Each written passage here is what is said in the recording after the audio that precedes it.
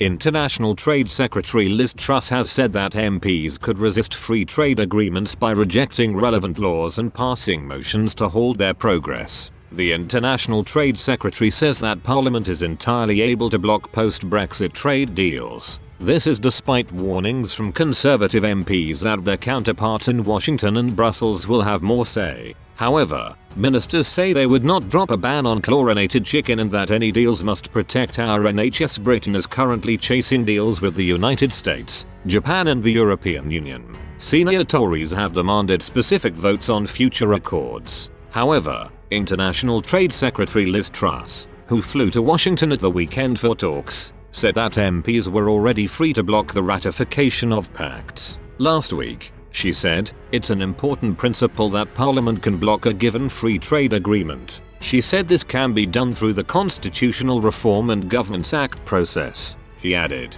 "It's entirely possible for Parliament to block any free trade deal." In addition, Parliament could also not vote for the domestic legislation. Any domestic legislation required as well. Parliament is entirely able to do that if it does not support a given free trade agreement. The Constitutional Reform and Governance Act does not provide binary votes on treaties. However, MPs can stymie ratification by passing opposition motions. Ms. Truss said Britain will be at pretty much the same level as Canada in terms of Parliament's ability to scrutinise pacts. However, she said Britain will have stronger system of checks and balances than Australia and New Zealand. Ms. Truss said that she was in her job to get a good deal for Britain. The International Trade Secretary said she wants a deal that will benefit British farmers, business, and consumers. She said, "I don't want to strike a deal that is not going to command the support of Parliament, but there is that check and balance in the system that Parliament can block the ratification of a free trade deal."